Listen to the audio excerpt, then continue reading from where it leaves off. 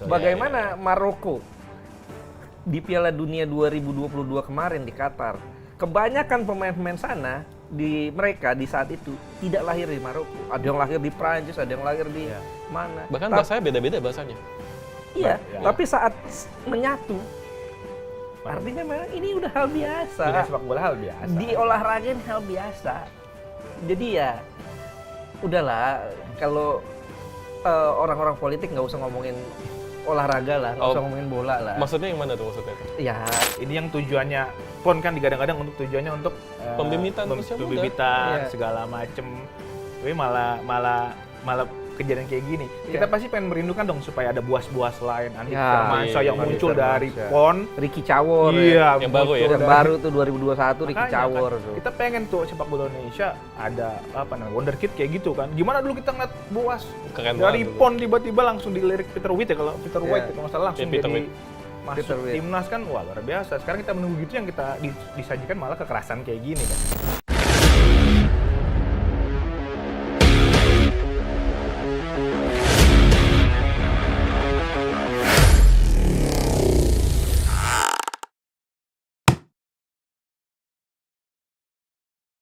Selamat untuk Miss Hilgers dan Eliano Reinders yang minggu depan akan menjadi WNI ya, akan membela timnas Indonesia. Tapi kayaknya kok cepet banget ya. Nah ini jadi pertanyaan nih, sespesial apa sih Miss Hilgers dan Eliano Reinders ini sampai ini paket ekspres nih untuk naturalisasinya ini. Itu akan kita ketahui semua jawabannya ada di podcast Ruang Ganti. Dan untuk menjawab itu, kita sudah kedatangan dua narasumber, jurnalis senior, pengalaman juga. Ada Bung Ais. Siap. Apa kabar Bung Ais? Alhamdulillah baik. Abdul Haris pernah selfie dengan Cristiano Ronaldo, pernah ngeliput Piala Dunia juga ya? Iya kan ya? Pernah ngeliput Piala Dunia juga, dan ini juga nggak kalah keren ya. Ada Bang Pras ya? Apa kabar Bang Pras? Halo. Harus begini ya, beda ya? Beda. Ada Mandu. Ini juga jurnalis senior juga ya pastinya. Pernah ngeliput beberapa event juga ya? Ya Euro pernah. Euro ya. Terus ya timnas luar negeri juga pernah. Timnas luar negeri. Voli pantai juga pernah kok. Voli pantai. Wah, itu menyenangkan. Tapi yang kita bahas di episode ini lebih ke soal naturalisasi. Ya. Di mana biasanya itu kalau pengambilan sumpah pemain itu di sini kan ya, di Indonesia. Tapi menariknya Miss Hilgers dan Eliano Reinders justru kita mengirim Dirjen AHU ya. Dirjen AHU ke Belanda untuk mengambil sumpahnya kedua pemain ini. Dan itu cepet banget proses naturalisasinya. Pertanyaannya, sespesial apa sih? Iya, dua pemain ini kalau kita lihat Miss Hilgers ini seorang center back. Iya. Dia pemain utama FC20. 20 ya. Dan tadi pagi, dini hari tadi, dia bikin FC20 tampil solid banget. Oke. Membuat SC Heerenveen kalah. Oh, 0-2. Heerenveen. Sampai akhirnya Robin van Persie, pelatih Heerenveen, bilang bahwa memang penampilan lini pertahanan FC20 sulit ditembus dan serangan baliknya bagus sehingga kami kalah. Artinya memang Van Persie aja muji kinerja dari Miss Hilgers ini membuat FC20 begitu sulit untuk ditembus. Ya, kemudian Eliano Reinders ini seorang gelandang serang, tapi dia bisa dimainkan di beberapa posisi. Mungkin dia versatile mirip-mirip Marcelino ya. Marcelino Ferdinand. Tapi dia bisa juga dimainkan sebagai second striker. Artinya opsi di lini depan tim nasional Indonesia akan lebih banyak jika Eliano Reinders bisa main nanti lawan Bahrain, lawan China.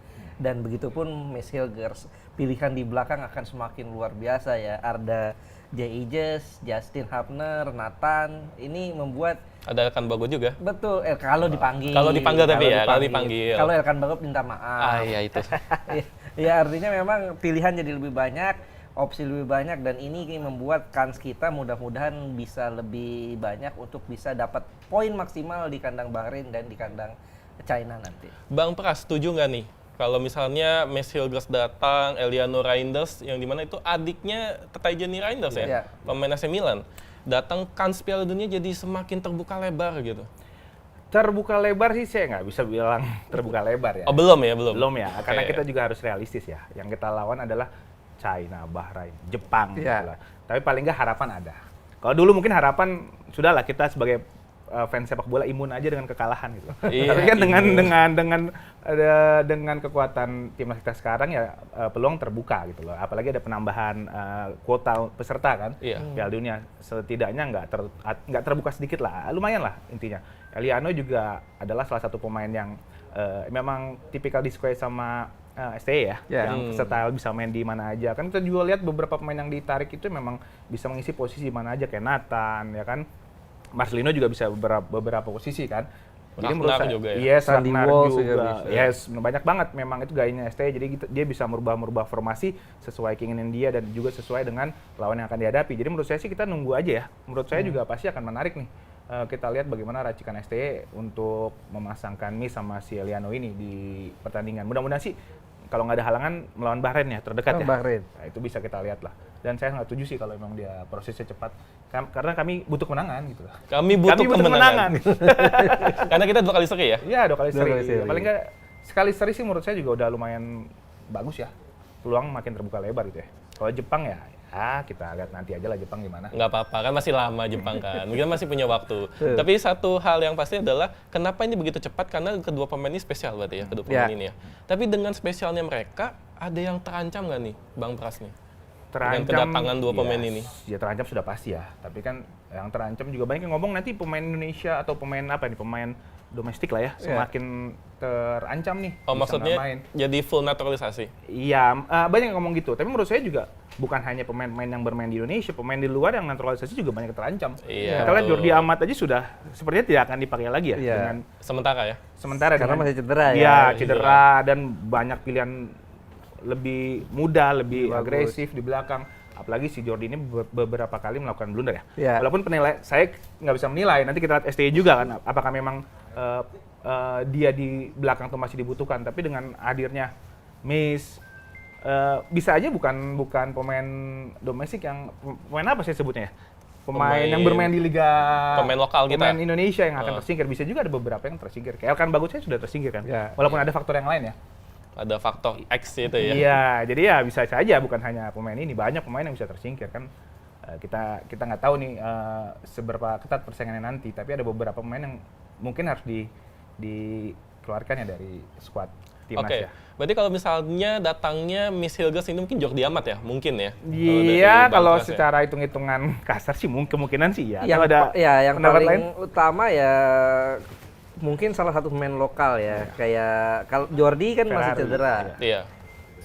Kemungkinan Wahyu Pras ya. Oh, Wahyu Pras. Wahyu Pras yang kemungkinan bisa jadi tidak dipanggil, atau bisa jadi dia akan jadi pemain kan boleh bawa dari 23 dia boleh panggil 26 atau bahkan lebih. Iya, 3 tapi lagi. yang masuk line up kan tetap 23. Tapi yang paling terancam betul ya memang Rizky Ridho ya. Rizky Ridho. Rizky Ridho tentu akan rawan ya, karena pilihannya kan antara Justin, J.I.J.S, Rizky Ridho nih. J.I.J.S kayaknya kemungkinan bakal bertahan karena dia captain, bermainnya paling solid, bermainnya paling stabil ya, artinya kemungkinan besar J.I.J.S akan tetap jadi pilihan utama. Tinggal sekarang apakah Justin atau Rizky Ridho yang bakal tergeser. Nah, tapi kalau dari Bang Pras bisa aja Justin ya.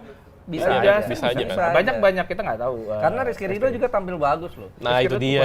Orang banyak puji Rizky Ridho. Rizky Ridho memang main di liga lokal, di Liga 1 kita ya. Tapi kualitasnya saat main di timnas, dia tidak kalah dengan pemain-pemain diaspora. Bahkan di Persija pun juga ada cuplikan ya, lawan Dewa United ya, yang dia bloknya mahal banget itu. Betul. Sampai pelatih Jan Oderi Kering juga garuk-garuk kepala itu, gimana caranya bisa blok kayak gitu.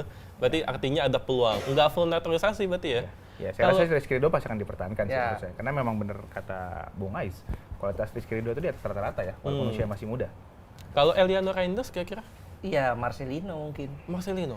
Ya, karena kalau kita lihat kan memang Marcelino ini belakangan performanya menurun. Iya, bukan salah Marcelino juga, karena kita harus fair menilai Marcelino. Kita lihat nih, dia di Denze juga tidak banyak menit bermain. Kemudian lepas dari Denze, dia harus menunggu lama untuk gabung dengan Oxford. Sampai sekarang juga belum dapatkan menit bermain. Ya wajar kalau performanya menurun, gitu loh. Ini yang membuat Marcelino rawan sekali tergeser. Bahkan saat lawan Arab kan yang dimainkan bukan Marcelino, Witan. Dan Witan justru tampil bagus saat lawan Arab. Salah satu gol Indonesia kan bukan salah satu, satu-satunya gol. Satu-satunya gol. Itu tidak lepas dari peran Witan juga gitu. Artinya memang kans Marcelino untuk bisa tergeser sangat tinggi dengan hadirnya Eliano Reinders. Ya, kalau menurut saya sih Marcelino tersingkir, tapi bukan berarti tersingkir dari squad ya. Iya, itu ya. Bisa dari starting line up. Ya, dia nggak jadi starting line up, mungkin dia jadi reserve. Tapi kan nanti ada mungkin yang akan tersingkir dari squad mungkin ya. Kita lihat analisa pertimbangannya ST Ricky Kambuaya mungkin. Bisa jadi. Kalau itu dari squad ya, tapi ya dari squad. Jadi kita ngomongin squad ya. Kalau dari starting line up mungkin bisa Marcelino Ricky Kambuaya tadi. Ya, Ricky Kambuaya atau juga belakangan bisa juga Pratama Arhan yang belum dapat menit bermain. Betul. Itu juga mungkin bisa tersingkir ya. Karena Egy juga bisa. Ya, Egy. Jadi banyak beberapa pemain ya yang mungkin antara tersingkir dengan squad atau tersingkir dari starting line up ya. Tapi yang pasti itu adalah penilaian objektif dan lebih objektif lagi itu dari STY ya pastinya ya. Iya, pasti. Dia yang lebih paham. Dia punya lisensi dengan pro-nya, kita hanya pengamat dari. Iya, Jerman aja dia pulangin ya istilahnya. Yes. Tapi ya kalau yang menarik adalah dua pemain akan datang nih minggu depan ya kabarnya ya. Ada lagi nggak pemain naturalisasi yang kira-kira akan datang nih dari Bung Ais? Ada bocoran sedikit aja. Mauro Gilstra ya. Mauro Gilstra. Iya, karena ini memang belum dibocorkan oleh PSSI, tapi di sebuah podcast sang pemain sendiri sudah mengatakan bahwa dia dalam proses naturalisasi. Tentu kita nggak tahu ya apakah Mauro ini betul-betul keinginan NSCY atau justru keinginan dia sendiri gitu loh. Dari Mauro sendiri ya? Dari Mauro sendiri. Karena kan kita tahu dalam kondisi yang sekarang seperti ini, mungkin kalau dulu tidak banyak pemain yang mau digoda gabung ya. Termasuk Messi Hilgers itu kabarnya adalah pemain yang periode pertama diminta gabung. Sebenarnya udah diminta. Sudah lama ya, sudah dari dia usia belasan tahun. Tapi baru kesampaiannya sekarang. Baru dia menyatakan ininya sekarang. Terpanggil ya dia. Terpanggil. Logikanya mungkin bukan karena terpanggil, tapi ngelihat potensi timnasnya udah jadi sekarang gitu loh. Ya itu secara realistisnya ya. Betul. Ibaratnya kita gini loh, kita waktu pertama kali Messi Hilgers diminta gabung Indonesia, mungkin saat itu ibarat komplek rumah yang belum jadi. Masih lapangan kosong, belum ada fasilitas umum, belum ada apa-apa. Sekarang semuanya udah serba jadi. Jadi dia sudah lihat, oh potensinya seperti ini. Akhirnya dia mau gabung. Ada lagi yang lain mungkin? Jairo yang Oh, Jairo Riedewald ya? Iya, Jairo itu kabarnya yang paling santer memang Jairo ya. Udah pernah ya diperbincangkan beberapa kali kan. Cuman kan seperti kata Pak Ketum ya, kalau belum salaman belum di. Jadi kita tunggu aja tuh. Tunggu salaman baru sudah. Itu baru kita bisa lanjutkan pembahasan yang lain. Atau kita bikin ini aja pakai aplikasi ya salamannya. Pelukan aja bisa. AI itu ya. Bisa jadi. Kayak begini ya. Kalau kata Komando belum here we go. Jadi belum bisa. Jadi Mauro dan Jairo keren banget sih ya. Pernah main di Crystal Palace, Liga Inggris ya. Wah, itu kalau sampai dateng sih ngeri banget ya pastinya ya. Tapi masalahnya adalah muncul lagi nih polemik naturalisasi, riak-riaknya itu dari ex-dubes Polandia ya, kita sebut saja. Dia mempermasalahkan soal paspor. Sebenarnya emang bener ya yang dia bahas itu? Iya, kalau kita bicaranya apa yang dibilang oleh Menpora aja. Menpora menurut pengakuannya bahwa tidak benar itu ada paspor ganda. Nggak mungkin. Nggak mungkin ada paspor ganda karena memang aturan kita tidak menganut dual citizenship. Dua kewarganegaraan. Kita hanya menganut satu kewarganegaraan. Tapi ya kalau whatever lah, apakah itu betul atau enggak, kalau gue sih nggak terlalu peduli ya dia punya paspor ganda, kayak mau enggak terserah. Yang paling penting saat dia tampil dia maksimal. Saat dia tampil dia bisa memberikan segalanya buat timnas.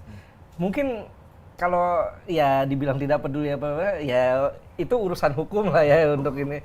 Artinya kita bicara sepak bolanya bahwa yang penting kebutuhan timnas terpenuhi.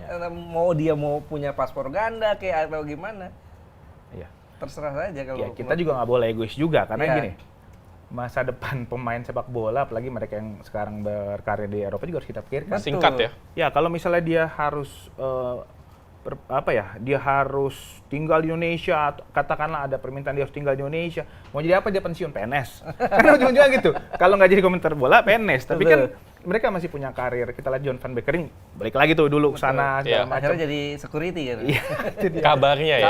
Dia nggak di Indonesia, bahkan walaupun dia udah punya paspor Indonesia ya. Kita nggak tahu, ya seperti yang saya sih setuju dengan Bung Ais ya, masalah secara hukum memang seharusnya mereka hanya punya paspor Indonesia. Tapi kita nggak tahu kan, itu paspor ganda atau tidak. Yang pasti kan kalau mereka nanti mau balik ke Belanda apapun caranya ya kita harus hargai, karena bagaimanapun juga kan mereka punya kehidupan di sana. Betul. Gitu. Dan di sini Indonesia belum bisa menjamin kehidupan atlet pasca pensiun kan. Betul, dan juga satu lagi yang perlu dicatat. Kalau seandainya mereka hanya memegang paspor Indonesia, bagaimana dengan Nathan Choawan? Ya. Karena dia main di Swansea City. Kita tahu bagaimana regulasi Liga Inggris. Liga Inggris 70. Itu regulasinya ribet sekali. Dia pemain-pemain tersebut harus 50 besar. 50 besar ya sekarang? Rank 50 besar dunia. Ada 15 syarat kalau tidak salah. Harus 50 besar dunia atau paling tidak harus bermain di timnas dengan skala regional ya. Maksudnya regional itu Piala Asia beberapa kali. Artinya kalau seandainya dia hanya memegang paspor Indonesia tentu akan menyulitkan dia. Beda kalau seandainya dia pegang 2 paspor, dia bisa regulasi itu bisa diakali lewat paspor Belandanya gitu. Artinya kalau gue pikir ya kita mesti simbiosis mutualisme aja lah gitu loh.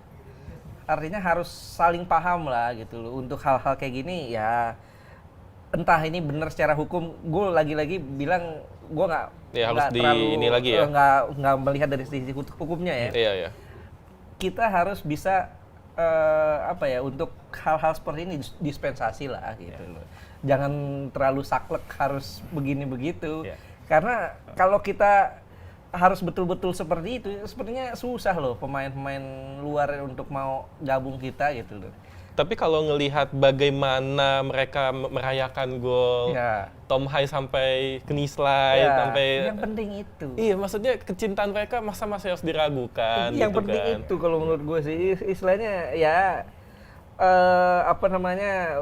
mau paspor ganda mau enggak, yang penting saat dia tampil maksimal, saat dia tampil begitu memperlihatkan kecintaannya kepada Indonesia, itu cukup buat gue.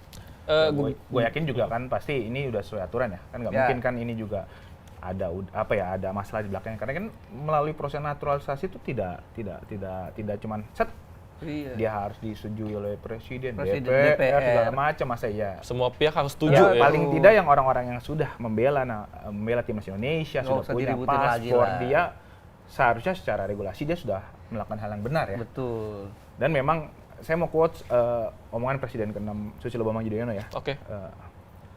Nggak ada kebijakan yang bisa memuaskan semua pihak. Makanya kenapa sekarang kebijakan PSSI ambil dengan mengambil naturalisasi pemain diaspora, pasti aja ada yang kritik gitulah. Jadi itu bagian dari kontrol lah, nggak apa-apa sih. Harus ada orang pihak-pihak seperti itu gitu kan, untuk mengontrol, untuk diingatkan jangan serampangan naturalisasi. Itu ada hal yang benar juga gitu. Jangan serampangan naturalisasi, mungkin itu jadi pengingat. Kan harus ada kontrol biar balance gitu ya. Jadi ya jangan terlalu diperbesar lah.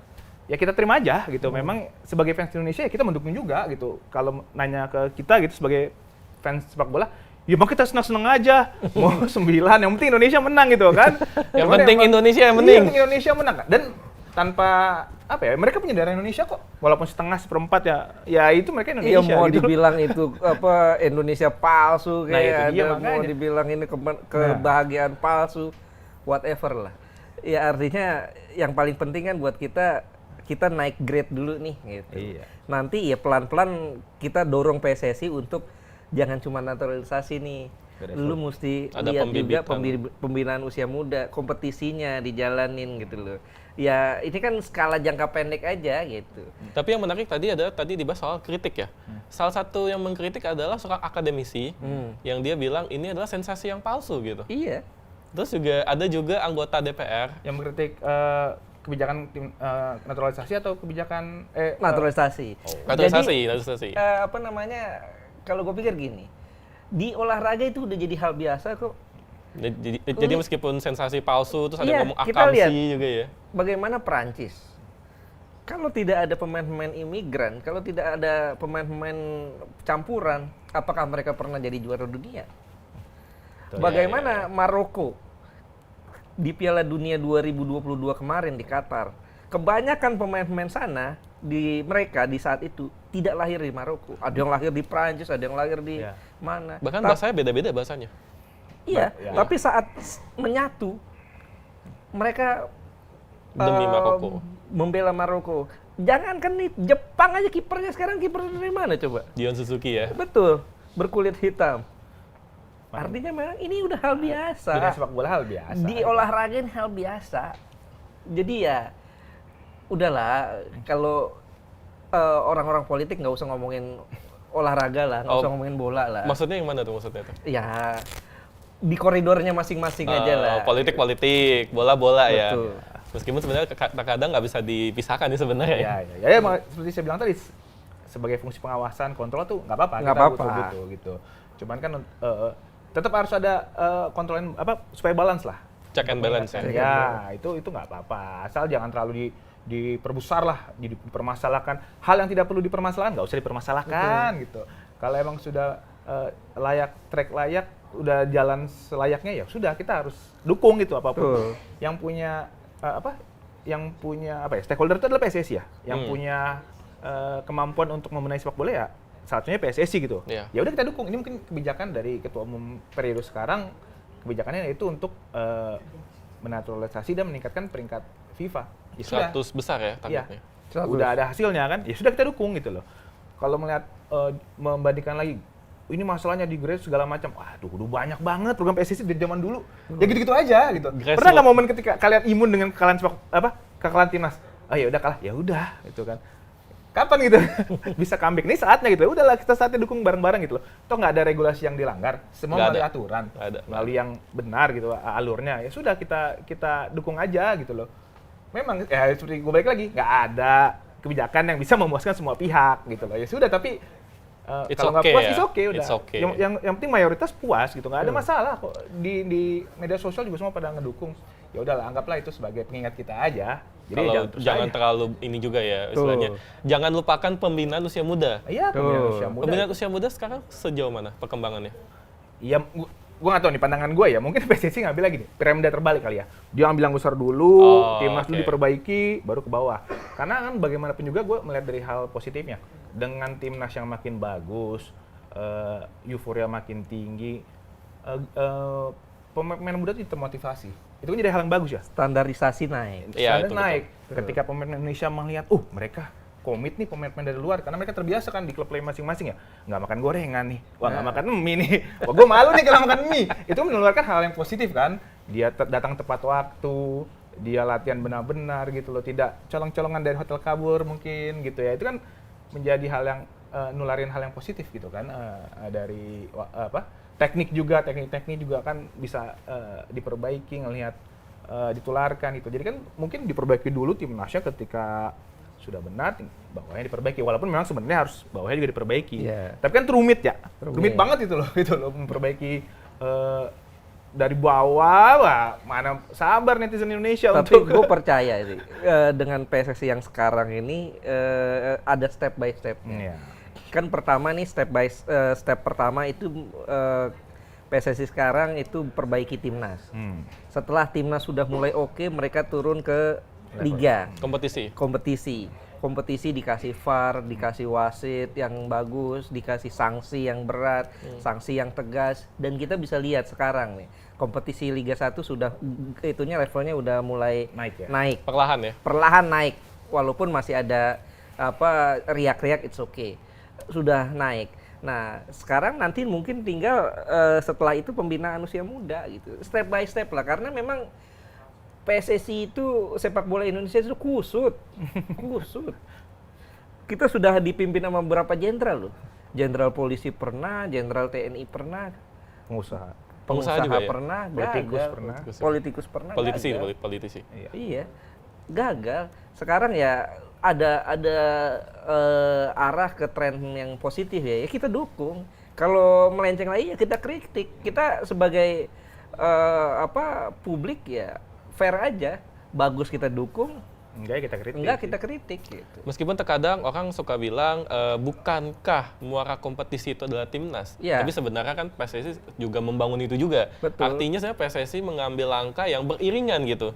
Jadi kompetisinya juga dibenerin, timnasnya pun juga dibenerin. Nah, salah satu muara dari timnas adalah pembinaan usia muda. Ya. Yaitu ada salah satunya PON. Ya. Yang dimana itu isinya banyak pemain muda, tapi ternyata tiba-tiba ada kontroversi sampai Erick Thohir pun juga turun tangan juga. Ya. Dan kebetulan Bung Ais mengawal PON ya kebetulan ya. Di match kontroversi itu yang netizen udah tahu, apa yang terjadi? Ya, kalau gue nilai itu ya ada ada asap karena ada api ya. Karena memang kepemimpinan wasit saat itu ya, wasit yang memimpin pertandingan itu sangat kontroversial sekali.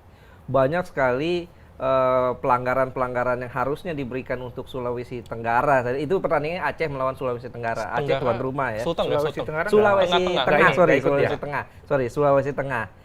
Itu memang banyak kontroversi sekali. Ada saat pemain Sulteng masuk ke dalam kotak penalti, ketendang mukanya, entah ketendang, entah ditendang, yang pasti itu pelanggaran menurut gue ya. Karena terjadi di dalam kotak penalti dan pemainnya jatuh dan tidak ditiup sama wasit. Wasit play on. Mungkin nggak lihat mungkin. Iya, oke. Dan ada lagi di sisi lainnya pemain Sulteng saat jatuh bola sudah keluar ditanduk. Ditanduk. Entah tanduk, entah sih, kayaknya tanduk sih. Mungkin dia kira dia Zidane kali ya. Dan lagi posisi jatuh, itu terekam kamera. Tidak juga ada foul gitu ya. Kalau foul it's okay lah, itu karena bola sudah keluar ya. Itu kartu harusnya. Tidak juga, dan banyak lagi pelanggaran-pelanggaran. Sementara di sisi lain saat pemain Aceh dilanggar langsung kartu. Langsung kartu merah. Kemudian juga terakhir penalti itu sampai 2 kali dan dua-duanya penalti goib ya. Wajar kalau seandainya, gua nggak bilang wajar sih. Enggak dong, jangan dong. Iya, artinya wajar emosi. Tapi wajar lagi lu bilang tuh. Iya. Wajar emosi ya. Kita maklumi ya. Iya, emosinya wajar. Gua ya. memaklumi emosinya. Iya. Emosi pemain Sulawesi Tenggara, kemudian pelatihnya itu Zulkifli Syukur, pelatih Sulteng. Sulawesi Tengah, sorry. Salah mulu tengnya itu ya. Sulawesi Tengah. Emosinya wajar, tapi yang gue tidak tolerir adalah kekerasannya, pemukulannya. Itu yang menurut gue apapun salah. Di dalam sepak bola apapun tidak boleh dengan kekerasan. Itu yang dilakukan itu Muhammad Rizky namanya. Muhammad Rizky. Itu back bagus asli. Itu back bagus, susah sekali ditembus, solid defense-nya segala macam, tapi sayang dia tidak bisa menahan emosi itu. Itu bahaya loh saat wasit lari dipukul, di jab itu ya, bukan sekedar dipukul karena dipukul rahang lewat. Wah, itu untung. Langsung KO ya? Langsung KO karena terkena kepala belakang ya. Dia sempat, kalau gue lihat di situ sempat kejang itu wasit, sempat kayak lidahnya menelan Oh, lidah sempat ya, lidah tertelan. Sempat, dan itu sempat ditutupi kan sama steward dan juga pemain-pemain Aceh. Itu sangat mengerikan ya. Artinya memang apa yang dilakukan itu sangat membahayakan nyawa orang. Untungnya alhamdulillah wasit itu selamat gitu. Tapi tetap wasitnya salah dengan segala kontroversinya dan harus diusut. Lisensinya dicabut kata Zulkifli Syukur. Iya, itu kata Zulkifli Syukur ya. Keinginannya. Tapi Keinginan ya? Pak Ketum PSSI sudah menjanjikan bahwa itu akan diusut. Oh ya. Apakah ada pengaturan skor atau apa. Tapi juga memang saya sepakat dengan Pak Ketum, bukan hanya wasitnya, tapi yang melakukan pemukulannya pun harus mendapat sanksi. Sanksi seumur hidup kalau si Rizky kalau nggak salah. Ya. Boleh bermain. Seumur hidup ya? Tahu gak? Nanti kita cek lagi ya. Aduh, sayang banget ya. Belum keluar tapi ya. Udah keluar ya? Belum keluar ya? Iya, tapi memang Ya apapun juga gini, kekerasan itu tidak bisa tolerir Iya. dalam sepak bola. Ini urusannya bisa nyawa loh. Kalau salah pukul, dia lidahnya tertutup. Kita pernah almarhum Khairul Huda kan juga lidahnya, karena itu penanganan, apalagi kita nggak tahu penanganan di lapangan seperti apa gitu kan. Jangan sampai tidak ada sepak bola seharga nyawa lah kan. Ya. Gitu. Jangan nggak boleh kayak gitu. Makanya memang harus diusut wasitnya, pemainnya. Ini yang tujuannya PON kan digadang-gadang untuk tujuannya untuk Pembibitan usia muda. segala macem. Tapi malah kejadian kayak gini, kita pasti pengen merindukan dong supaya ada buas-buas lain, Andi Ya, Firmansyah yang Andi muncul dari Firmansyah. PON. Ricky Cawor Yang baru ya? yang baru tuh 2021 Ricky Makanya Cawor kan, tuh. kita pengen tuh sepak bola Indonesia ada wonderkid kayak gitu kan. Gimana dulu kita ngeliat Boas Keren dari banget dulu. PON tiba-tiba langsung dilirik Peter Witt ya, kalau Peter White kalau nggak salah langsung Peter jadi Witt. masuk Peter Witt. timnas kan, wah luar biasa. Sekarang kita menunggu gitu, yang kita disajikan malah kekerasan kayak gini kan. Saya sih sepakat harus dihukum dengan tuntas. Bagaimanapun juga wasit salah. Betul. Dari sisi Tapi manapun pemukulan tuh nggak ada yang pernah dibenarkan ya. Meskipun sebenarnya kan kita juga main bola ya. Juga netizen juga pasti ada yang main bola. Ya kita paham lah emosinya. Udah main setengah mati, wasitnya berat sebelah tiba-tiba. Itu kan pasti emosi pasti. kontrol emosi segala macam itu melalui pendidikan yang baik ya. Kalau grassroots itu itu, dia. kalau saya baca beberapa jurnal itu ada beberapa level pendidikan usia muda lah ya. Dari umur 5 tahun sampai umur 8 tahun, itulah fun game. Fase untuk fun gitu ya. Untuk biar anak-anak kecil bermain dengan riang gembira, cewek cowok nggak apa-apa bermain, boleh dicampur, menimbulkan komitmen, kedisiplinan. Itulah yang santai-santai. Baru ntar masuk ke level 9 sampai 13 itu level taktik. Mulai belajar taktik. Technical. Oh, technical Barulah dulu. technical, setelah fase technical baru ketika Tactical. 13 sampai 18 taktik dan juga fisik. Fisiknya juga. Jadi kalau itu kan sebenarnya emosi dibangun dari grassroots Dari ya. Gimana kalau kita mengacu AFC sama FIFA, apa sih grassroots? Grassroots itu adalah permainan yang non elit dan non profesional. Dari kecil main bebas, yang penting lu main, yang penting Enjoy. euforia terbangun, sepak bola terjaga dengan baik, atmosfernya baik, bahkan disabilitas itu masuk dalam grassroots. Nah, itu makanya dari awal tuh pemahaman grassroots jangan sampai salah. Grassroots itu adalah permainan yang benar-benar fun gitu loh. Buat membangun dari hati itu main bola tuh kita senang dari kecil. Kalau sepak bola tuh bukan kompetisi, hajar dari kecil, jangan dihajar. Kita juga sebagai orang tua banyak yang salah nih SSB nih. Umur grassroots hajar kakinya. Itu juga kita tuh termasuk yang salah loh. Itu nggak boleh loh Hajar sebenarnya. kakinya. Dari awal tuh udah biarkan anak kecil main bola dulu. Nanti juga ada tahapnya, ketika naik level berikutnya barulah dia ngerti buka ruang, dia ngerti Dan taktik. juga kalau menurut gue banyak yang salah di kita itu level grassroots, level anak-anak itu jangan dituntut menang. Iya, itu yang tadi. Ayo menang. Jadi sehingga kadang-kadang nih ada SSB, nggak semua ya. SSB mana tuh? Kadang-kadang. Kadang-kadang. Ada SSB yang harus menang sehingga ngambil dari tim lain, cabutan ya? Bajak. kemudian bajak pemain segala macam, nyuri umur. Masih ada ya nyuri umur ya? Ya, Wah, itu mah agak rahasia. gimana ya? Rahasia. Agak Rahasia sulit lah umum lah. dihilangkan lah itu Iya, hal kayak gitu lah. Itu artinya kan mereka ingin menang gitu. Betul gitu. Ingin menang tuh bagus. Cuman ya ini level-level bawah itu harusnya pendidikannya dulu yang ditekankan. Ya sehingga ke atasnya nanti mentalitas pemain-pemain kita udah mentalitas yang fair, mereka berpikirnya fair, bukan cuma sekedar menang gitu. Sportif. Ini yang perlu ditekankan oleh pelatih-pelatih level usia muda kita. Jangan sekedar menang lah. Menang bonus aja gitu loh. Kalau menang bonus. Padahal belum tentu ya. Lu menang tapi main bagus belum tentu Belum kan? tentu. Iya. Betul. Istilahnya yang penting fun dulu, nikmatin dulu. Biasanya kalau lu udah ngelakuin hal yang lu senengin, hasilnya bagus ya. Itu dari Betul. level bawah makanya harus dibangun tuh sudut pandang itu ya dari kecil. Dan juga pastinya pemain muda ingin berkembang, ya kan? Iya, Masalahnya adalah ladangnya, begitu ladangnya. Jadi kepada siapa pemain muda berharap bisa mengembangkan talentanya? Iya, gini loh. Kita perhatiin deh, pemain-pemain muda kita itu potensinya luar biasa. Oh iya, betul.